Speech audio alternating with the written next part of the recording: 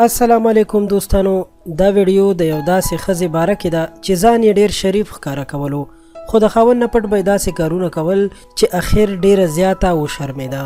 دا هر څه په همدې ویډیو کې وګورئ چې ښځه اوس څه وایي. په دې ویډیو کې ډیر لوی سبق هم شته دی، نو ویډیو په نیمه کې مه پرېږدئ، خامخا یې تر اخره وګورئ او خان کلیک چینل در سره هم سبسکرایب کړئ. تاسو سره اول یو مختصره واقعه شریکوم، بیا در سره د هغه ښځې خبرې شریکوم. واقعه داسې ده چې یو ورځ د بادشاه په دربار کې ډیر زیات غټ جلوس لګېدلی و چې خلک ډیر زیات راجمع شوي وو. دا سړی چې په لاره تېرېدو او په خلکو یې نظر شو نو پوښتنه یې وکړه چې څه چل شوی دی. خلکو ورته وویل چې د بادشاه د محل نه غلا شوې ده او د غل تلاش شروع دی. په دې وخت کې دې سړي ولیدل چې یو فقیر د خپو په سرونو روان دی. دې سړي پوښتنه وکړه چې دا فقیر ولې د خپو په سرونو روان دی. نو یو کس ورته وویل چې دا ډیر نیکعمله انسان دی او دا ځکه د خپو په سرونو باندې ځي چې میږی مې د خپو لاندې نشي او ازار وانخلم. دې سړي وویل چې غل ماته معلوم شو، ما بادشاه ته بوځئ. خلکو دا سړی د بادشاه تر خوا ورسو. سړي بادشاه ته وویل چې غل ماته معلوم شوی دی. بادشاه ورته وویل چې څوک دی؟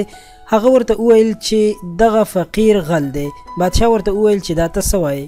هغه خو ډیر نیکعمله سړی دی، هغه خو د خپو په سرونو باندې د دې لپاره ګرځي چې میږي مې د خپو لاندې نشي او ازار وانخلم. خو خیر فقیر راوغوښتل شو او د معلوماتو چانبین نه پس معلومه شوه چې غلا همدې فقیر کړې ده. فقیر ته سزا واورول شوه او بادشاه د دې سړي نه تپوس وکړو چې تا ته څنګه معلومه شوه چې دا فقیر غل دی.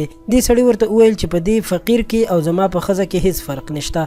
زما ښځه هم داسې وه. یوه ورځ چې کور ته راغلم راته یې وویل چې زموږ په کور کې کومه ونه ده دا له بیخه ووهه، ځکه چې په دې باندې مرغۍ او نورې پرندې هم کینی او زه کله کله سرتور سر په کور کې کار کوم، نو زه نه غواړم چې مرغۍ هم ما د بې پردګۍ په حالت کې وویني، نو ځکه دا ونه وهل ضروري دي. زه ډیر حیران شوم چې ماشاءالله زما ښځه د پردې دومره خیال ساتي.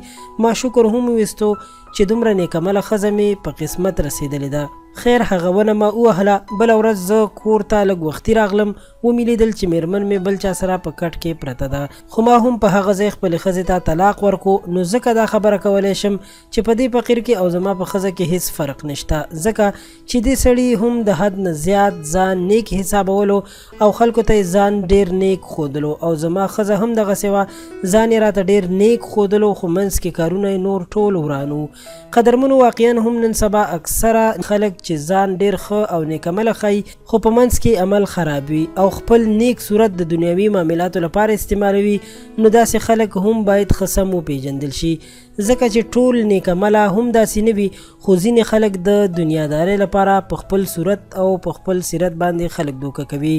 امید لرم چې ویډیو به مو خوښه شوې وي. خامخا در سره لایک کړئ او زموږ چینل خان کلیک هم سبسکرایب کړئ چې په آینده کې زموږ هره نوې راتلونکې ویډیو تاسو ته په اسانۍ در ورسیږي.